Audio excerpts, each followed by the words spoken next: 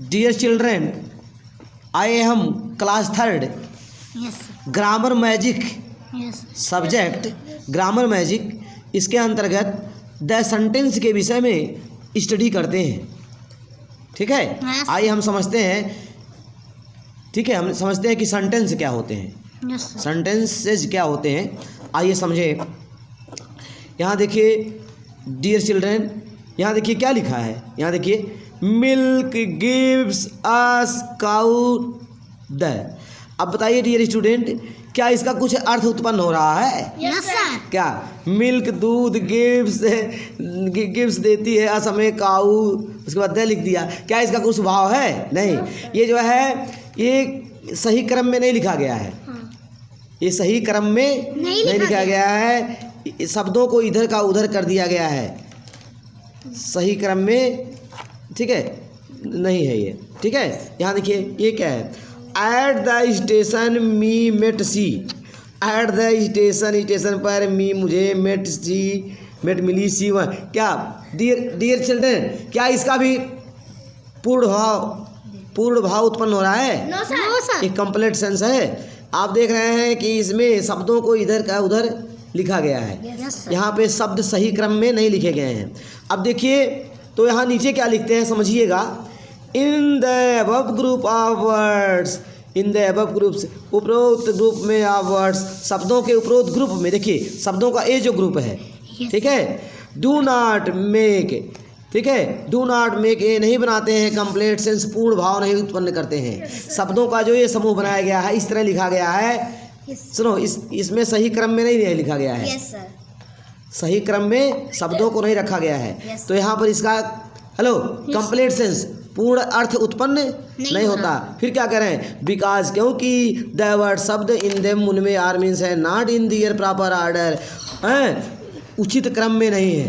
Because, क्योंकि the word शब्द in them उनमें आर मीन्स है नॉट मीन्स नहीं इन दियर प्रॉपर ऑर्डर, उचित क्रम में नहीं लिखे गए हैं, सही क्रम में नहीं है, इसलिए इसका अर्थ उत्पन्न नहीं हेलो कंप्लीट सेंस, पूर्ण अर्थ, पूर्ण भाव उत्पन्न नहीं होता। यहाँ देखिए बिकॉज, क्योंकि द ग्रुप ऑफ वर्ड्स, शब्दों का समूह, आर नॉट कंप्लीट, क्योंकि शब्दों का समूह जो है जो ग्रुप है, बिकॉज क्योंकि द ग्रुप समूह ऑफ वर्ड शब्दों का आर नॉट कंप्लीट, पूर्ण नहीं है, शब्दों का जो ग्रुप है पूर्ण नहीं है। और देखिए क्या, बट किंतु we can turn into sentences, but we can turn into sentences, हम वाक्यों में टर्न कर सकते हैं इनको, किसमें?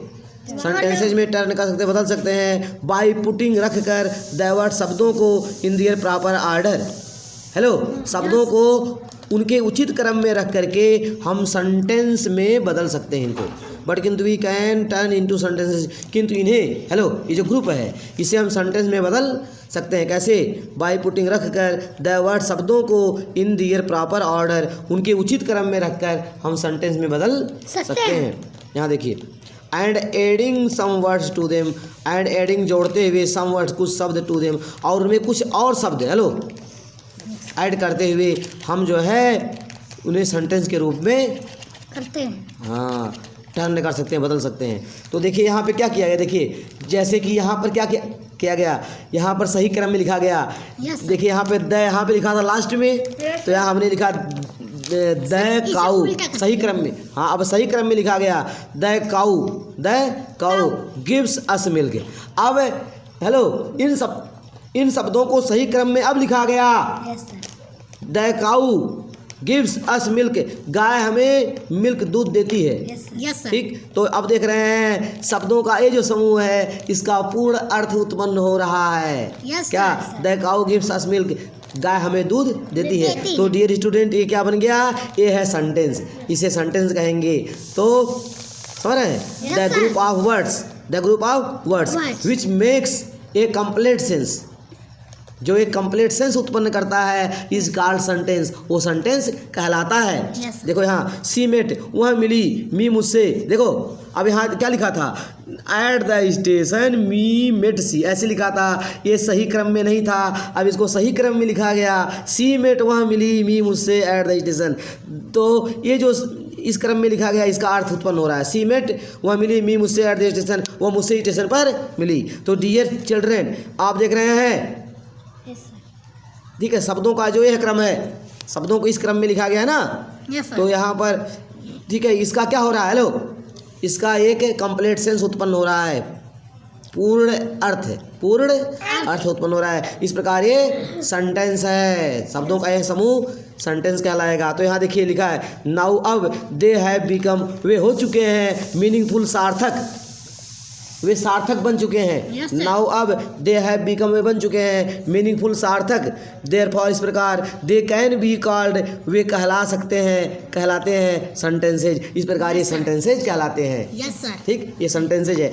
अब इसकी परिभाषा, डिफिनेशन क्या होगी डियर स्टूडेंट, ध्यान दीजिए, इसकी डिफिनेशन क्या है। A sentence is a group of words, dear children देखिए, ये sentence is a group of words, एक सेंटेंस इज होता है ए ग्रुप ऑफ वर्ड्स, शब्दों का एक समूह होता है, विच मेक्स, जो बनाता है, कंप्लीट सेंस, पूर्ण अर्थ उत्पन्न करता है। यस सर, शब्दों का एक समूह, सेंटेंस एक वाक्य क्या होता है, is a group of words, शब्दों का एक समूह होता है, विच मेक्स कंप्लीट सेंस, जो पूर्ण अर्थ उत्पन्न करता है। यस सर, ठीक, तो दूसरे तरह से आप कह सकते हैं, the group of words, the group of Words. Words which makes a complete sense is called sentence. ठीक, Yes, sir. तो शब्दों का एक समूह जो कंप्लीट सेंस, एक पूर्ण अर्थ, Yes, एक sir. पूर्ण अर्थ उत्पन्न करता है, वो सेंटेंस कहलाता है। तो dear student, the cow gives us milk, ये सेंटेंस है। She met me at the station, वह मुझसे स्टेशन पर मिली। She met me at the station. ठीक, तो Yes. ठीक है, तो शब्दों का जो ये समूह है, ठीक है, यह भी क्या है, एक सेंटेंस है। तो डियर स्टूडेंट, आज की पढ़ाई यहाँ पर समाप्त करते हैं। अंडरस्टैंड।